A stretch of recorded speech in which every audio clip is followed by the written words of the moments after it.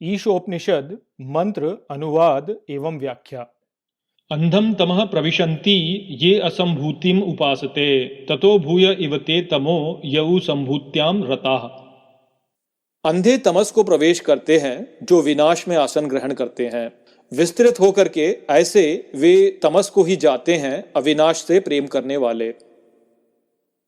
अन्यदेवाहु संभवात् अन्यदाहुर असंभवात् इति शुश्रुम धीराणाम येनस्तद्विचक्षिरे। अन्य स्थिति में निश्चित ही आहुति देते हैं संभव से, अन्य स्थिति में आहुति देते हैं असंभव से। ऐसे हमने सुना है ज्ञानी भक्तों से जिन्होंने हमको वह समझाया। संभूतिम च विनाशम च यस्तद्वेदो भयं सह विनाशेन मृत्युम तीर्त्वा संभूत्यामृतम अश्नुते। अविनाश और विनाश का जो वह साथ में ज्ञानी होकर विनाश द्वारा मृत्यु को पार कर अविनाशी होकर अमृत को प्राप्त होता है। व्याख्या। विद्या तथा अविद्या के महत्व को समझाने के पश्चात यहाँ अब विनाशी तथा अविनाशी के महत्व को समझाया गया है।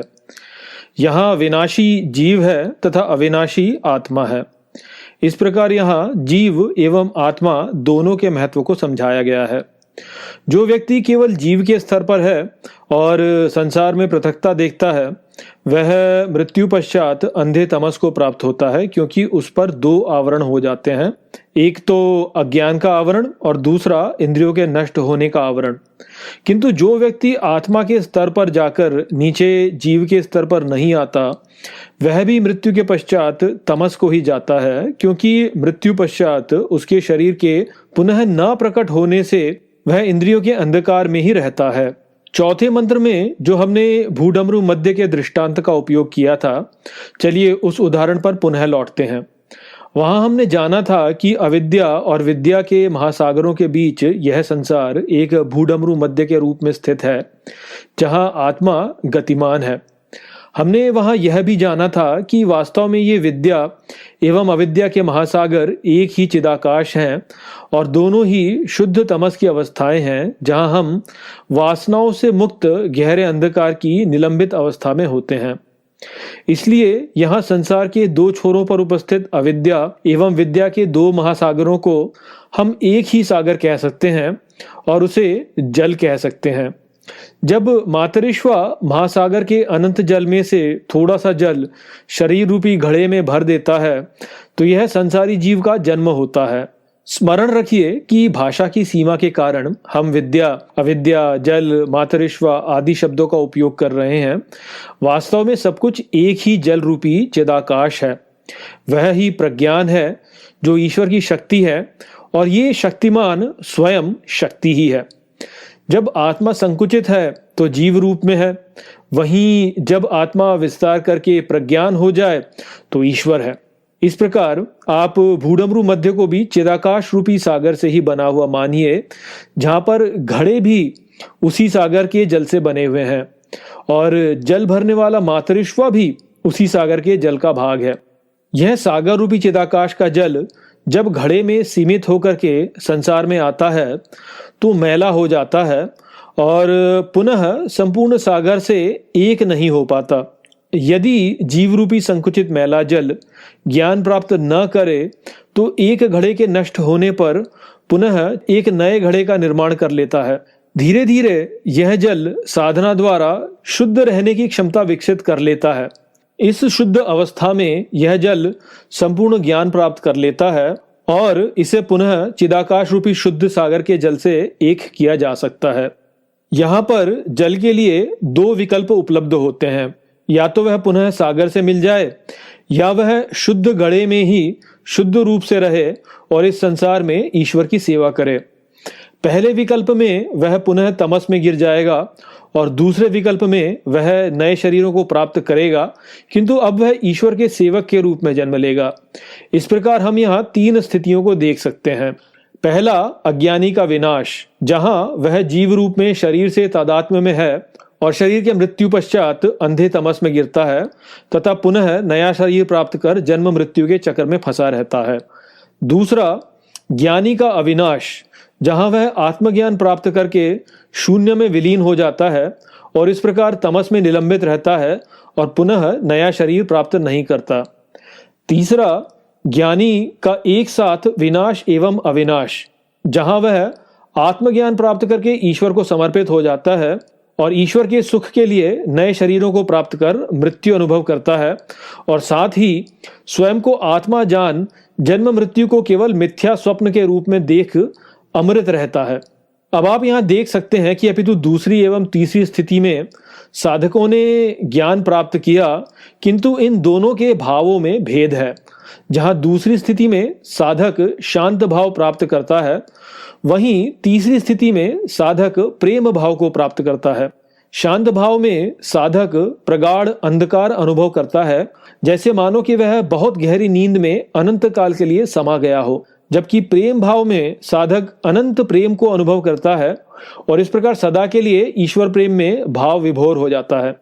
अब यह साधक पर निर्भर है कि वह किस भाव को प्राथमिकता देता है, किंतु एक बात यहाँ निश्चित ही स्पष्ट है कि हम सभी को पहली स्थिति से दूर रहना चाहिए, क्योंकि वह स्थिति असुरों की स्थिति है जहाँ व्यक्ति अनंत दुखों को झेलता है। हिरण्मयेन पात्रेण सत्यस्यापहितं मुखम तत्वं पूषान पावृणु सत्य धर्माय दृष्टये। स्वर्णमयी पात्र द्वारा सत्य का मुख ढका हुआ है, उसको तुम हे पोषण करने वाले अनावरित करो सत्य धर्म को दृश्यमान करने के लिए। व्याख्या। पिछले सभी मंत्रों का सार यहाँ इस मंत्र तथा अगले मंत्र में प्रदान किया गया है। यहाँ कवि कहता है कि सत्य एक स्वर्णमयी पात्र से ढका है, उसको तुम हे पोषण करने वाले हमारे लिए अनावरित करो ताकि हम सत्य धर्म को देख सकें।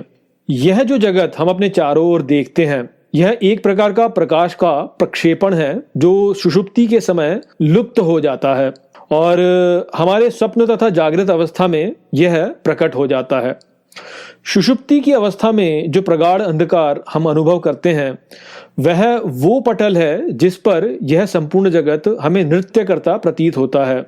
यह प्रगाढ़ अंधकार ही विद्या तथा अविद्या दोनों का तमस है, जिसके विषय में हमने पिछले 6 मंत्रों में चर्चा की है। जो व्यक्ति विद्या से द्वेष करता है वह मृत्यु पश्चात इसी तमस में गिरता है, किंतु वह पुनः जन्म लेता है, और जो अविद्या से द्वेष करता है वह भी इसी तमस में गिरता है, किंतु वह पुनः जन्म नहीं लेता। दोनों ही व्यक्ति इस प्रकार से सत्य धर्म को देख नहीं पाते क्योंकि वह तमस में ही गिरते हैं। किंतु जो व्यक्ति विद्या एवं अविद्या के द्वैत के परे हो जाता है वह सत्य को देख पाता है। अविद्या में रत साधक संसार से प्रेम करता है और इस प्रकार जन्म मृत्यु के चक्र को प्राप्त होता है। वह जन्म लेता है और अपना जीवन जीते हुए कर्मों को संचित करता है। मृत्यु पश्चात वह कुछ समय के लिए प्रगाढ़ अंधकार को अनुभव करता है जो तमस है, और आगे पुनः अपने कर्मों के अनुसार जन्म लेता है। विद्या में रत साधक संसार से द्वेष करता है और इस प्रकार मृत्यु पश्चात प्रगाढ़ अंधकार को अनुभव करता है जो पुनः तमस ही है, किंतु वह पुनः जन्म नहीं लेता। इस प्रकार विद्या में रत साधक अविद्या को ही प्राप्त होता है, जिसमें से मातरिश्वा ने उसे ऊपर उठाया था जब उसका सबसे पहला जन्म हुआ था। अपितु दूसरी स्थिति में साधक को संसारी दुखों से मुक्ति प्राप्त हो जाती है, किंतु दोनों ही स्थितियों में साधक ईश्वर को तत्ववत नहीं जान पाता। ईश्वर से एकत्व विद्या है तथा ईश्वर से पृथकत्व अविद्या है।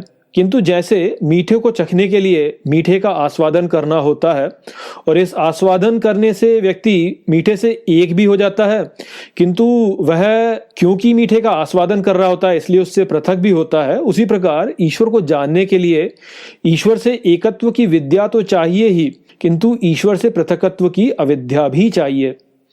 ईश्वर प्रेम स्वरूप है जहाँ द्वेष के लिए कोई स्थान नहीं है, और ऐसा द्वेष मुक्त व्यक्ति केवल तभी हो पाता है जब वह विद्या तथा अविद्या के द्वैत के परे हो जाता है।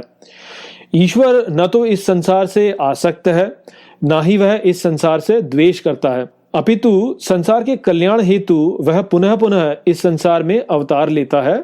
ठीक इसी प्रकार साधक को भी चाहिए कि वह संसार से न तो आसक्त हो और न ही वह इससे द्वेष करे। केवल ऐसा ही साधक सत्य को देखने में सक्षम हो पाता है।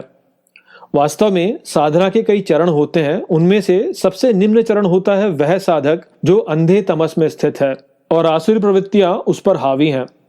ऐसा साधक केवल माया को देखता है और उससे मोहित हो जाता है। ऐसे साधक के ऊपर वह साधक होता है जो संसार में माया को देख पाता तो है, किंतु वह माया से द्वेष करता है। वह यह तो जान पाता है कि सत्य स्वर्णमयी पात्र से ढका है, किंतु इस पात्र के पीछे जो सत्य है वह उसे नहीं जान पाता। ऐसा साधक माया का तिरस्कार करके पुनः शून्य में विलीन हो जाता है। सबसे ऊंचा साधक वह है जो माया से द्वेष नहीं करता, अपितु माया को वह ईश्वर की शक्ति के रूप में देख पाता है और उसके समक्ष आत्मसमर्पण कर देता है।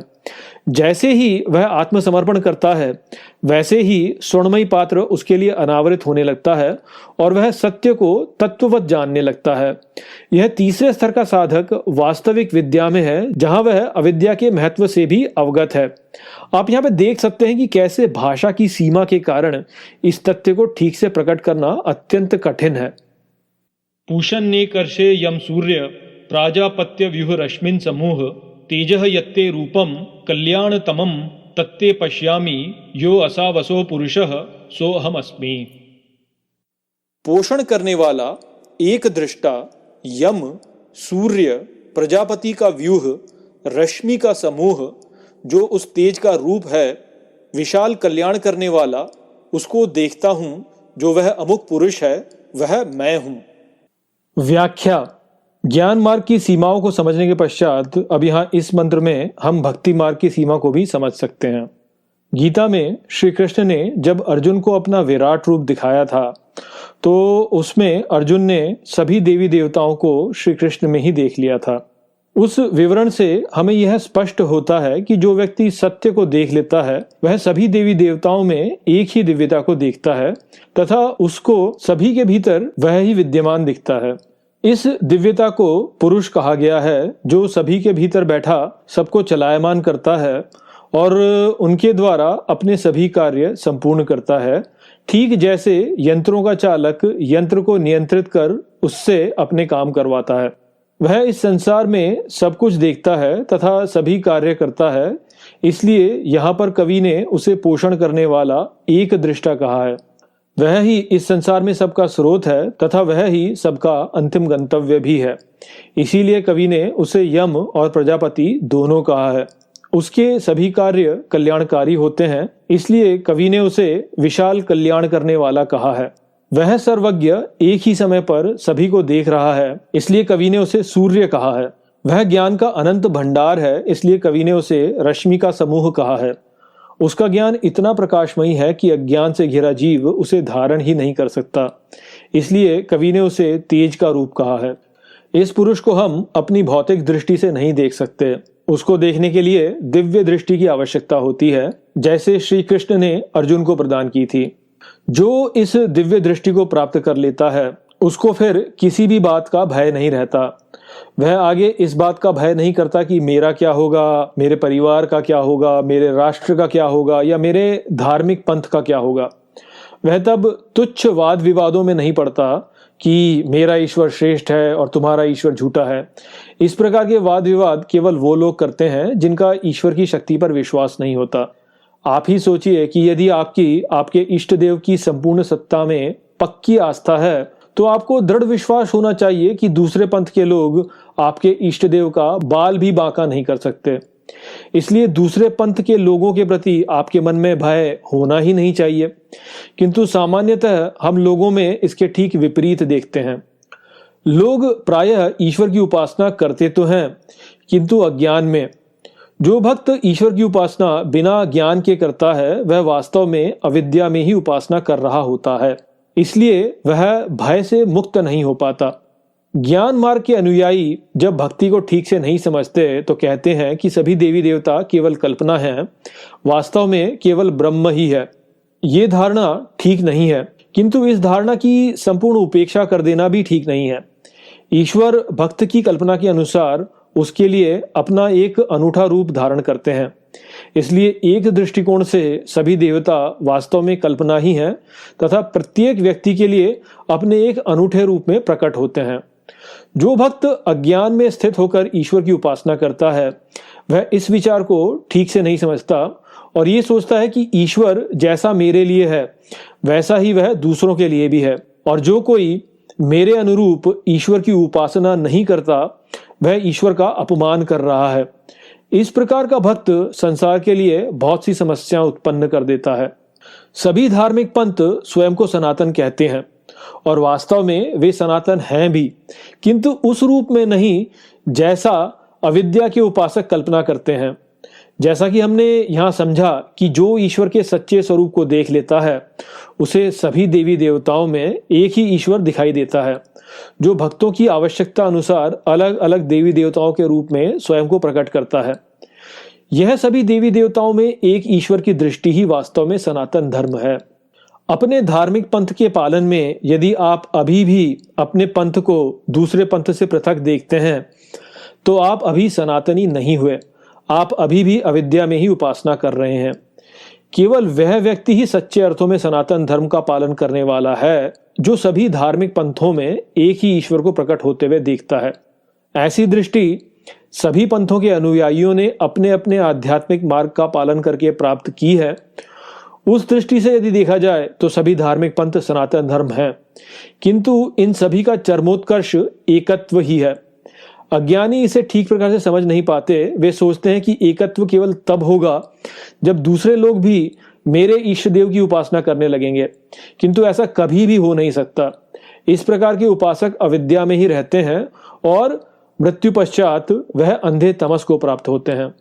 ऐसे अज्ञानी लोग अपने अपने पंथ की रक्षा में रत हैं और वास्तव में स्वयं को अपना शरीर तथा अहंकार ही मानते हैं जिसने एक विशेष पंथ में जन्म लिया है। उनको यह भय है कि उनका यह सीमित पंथ जिससे वे आसक्त हैं वह नष्ट न हो जाए, इसलिए वे दूसरे पंथों से भय करते हैं और उन पर अपनी इच्छा बलपूर्वक थोपना चाहते हैं। ऐसे मूढ़ व्यक्ति कभी भी एकत्व को अनुभव नहीं कर पाते और व्यर्थ के वाद विवाद में उलझकर स्वयं को पीड़ित करते हैं और दूसरों को भी पीड़ा प्रदान करते हैं।